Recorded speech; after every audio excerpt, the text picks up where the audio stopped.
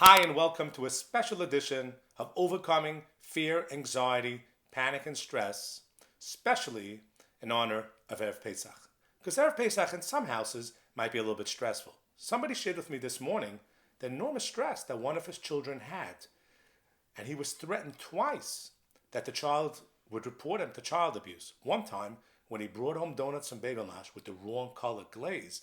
Another time, the child threatened that he was being abused because there was no cold water in the fridge.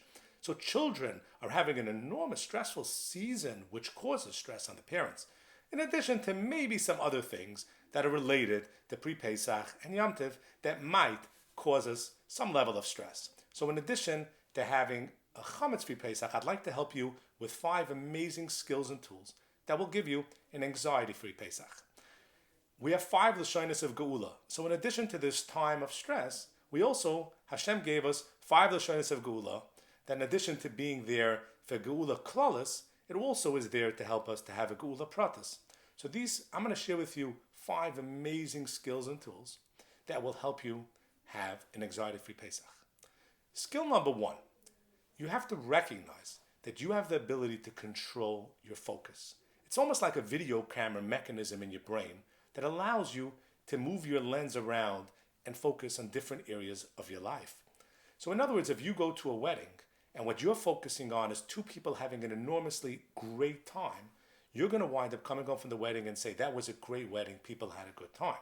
However, if you're focusing during the wedding on 2 people fighting, you're going to wind up coming home and say, that wedding, people were frustrated, people were fighting, people were unhappy. You have to recognize that there's a concept called a dialectic, meaning to say there's 2 sides to every coin. The community you live in has benefits and drawbacks. Your family has benefits and drawbacks. Every child benefits and drawbacks. Being at a certain place for Yom Tov has benefits and drawbacks.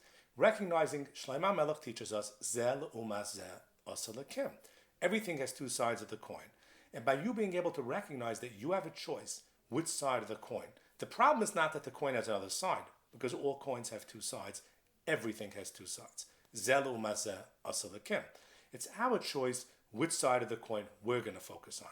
So realize that you can control the lens and focus on the good part of the situation, the place where you are, and the people you're with. That's your choice. Number 2, the meaning you give to other people, what they say, but even more what you think they think. Imagine like a cartoon box. So there's 2 people in the box. Both of them have a bubble on top of their head. Now, the person that makes the cartoon puts the words into the bubble to say who's talking to who and what they're saying. You have the ability to do something in every social interaction that you have when you're sitting across the table from somebody. You can imagine what they're thinking. You walk into a room.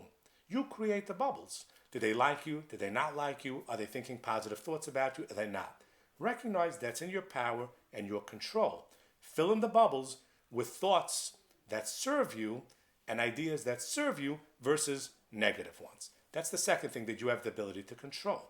Number 3, you have the ability to control what you do, your reaction. So in other words, let's take an example of driving a car.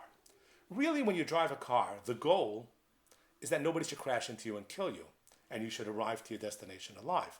Nevertheless, we're very focused on the steering wheel. Even though the steering wheel, most people did not get into a deadly car accident by misusing the steering wheel. But since we cannot control anything else, so we put our energy on the steering wheel. And as long as we control the steering wheel, we feel a sense of control. So recognize what's in your control and what's not in your control, and do things and react. Reaction is in your control. What you say is in your control. How you respond is in your control. Focus on what you could control and live there, and you're going to feel a sense of control versus a feeling of being anxious and out of control. Number 4, recognize that one of the most common ways to feel frustrated is when you have an unmet expectation. Unmet expectations lead to frustrations. And that's something in our power. Because when it comes to this time of the year, and with other people, it's important to recognize that there are 3 types of expectations. Number 1, expectations you have of yourself. Number 2, expectations other people have of you. And number 3, expectations you have of other people.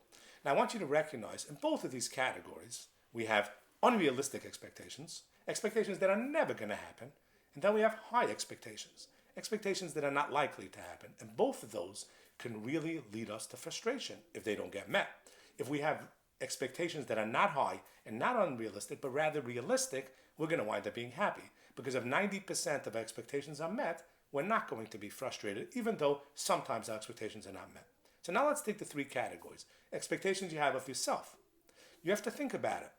Would you ask it of somebody else? Is that something really a standard that you need to hold yourself to?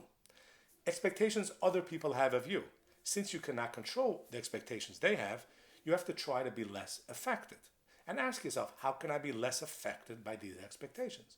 And when it comes to expectations you have of others, you have to really rethink it. Is it something that I really need to control? By keeping our expectations in check, we're going to wind up being much less frustrated. Now, the fifth lashon of Geula is the one that relates to Eliyahu Hanavi, and it relates to the concept of Kass. When it comes to Kass, one of the early Gay Rebbes explained, Kol HaKoyos, Kili Oved Avodah Zarah? Why Avodah Zarah? So he explained, because if you get angry at somebody, you believe that that person has power to hurt you, or else you would be angry at Hashem. But if you're angry at that person, means you think that they have power to control you, and then you believe there's two Hashems. There's Hashem and there's that person. Nobody has the power to do anything to hurt you. Even if it comes from them, they're just a messenger. Don't shoot the messenger. It's a message from Hashem. And like Rabbi Avigdor Miller used to say all the time, that Galus is mechaper. And many things in Galus don't necessarily mean big tragedies. Small little nuisances that happen in our lives are part of our Galus. That's mechaper us. So remember that nobody has any power to hurt you. Everything comes from Hashem. And when you see it in that way, it'll help you be able to control your anger and the feelings of anger towards other people in this season when there's a lot of interaction, and it's inevitably that some interactions will happen that might be less than perfect.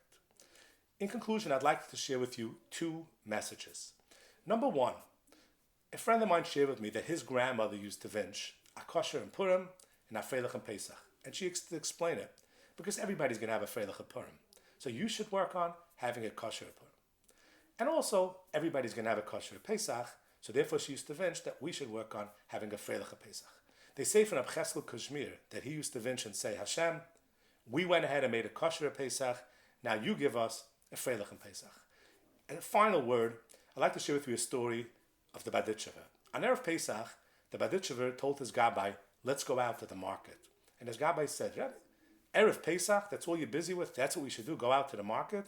And he was strong, and he said, yes, I want to go out to the market. So they took a horse and buggy and went out to the market. And the Baditchever was walking around the market, and he approached a merchant who was selling Persian kerchiefs, which were totally illegal in the country where they lived and carried the death penalty. And he asked this person, do you have Persian kerchiefs? And he said, sure. So the Baditchever said, how much do you have? He says, as much as you possibly could need, I have. And at that time, he said, I'm ready to go. And he went with the Gabbai and they headed back home. And then he looked up to the Bashefer and said, Hashem, here's a merchant that's carrying something that's totally contraband, that carries the death penalty, and he's seen people around him get the death penalty for it, and he doesn't have a little bit of it. He said he has as much as they possibly can need. Hashem, your children, you gave them a tzivoy, they shouldn't have any chametz at home. There's no police chasing them. There's nobody that's there to kill them for it. There's nobody that's on top of them. They never saw anybody around them dying. Nevertheless, just because you said that they shouldn't have a drop of chametz, they don't have even a drop of chametz. Hashem, those are your children. B'schus that we went ahead, like Abcheskel Kashmir used to say, and we have kosher in Pesach, Hashem should help us. We should be zoicha to Freilach in Pesach. Thank you so much. I wish you an anxiety, panic, and stress-free Pesach, and I look forward, after Yom Tov and these videos, in this series, to be able to share with you these skills and tools, along with so many others, in clearer depth, and help you apply it, so ultimately you can live a life, a quality of life, that doesn't have in it anxiety, fear, panic, and stress. Thanks for watching, and have a kosher Pesach.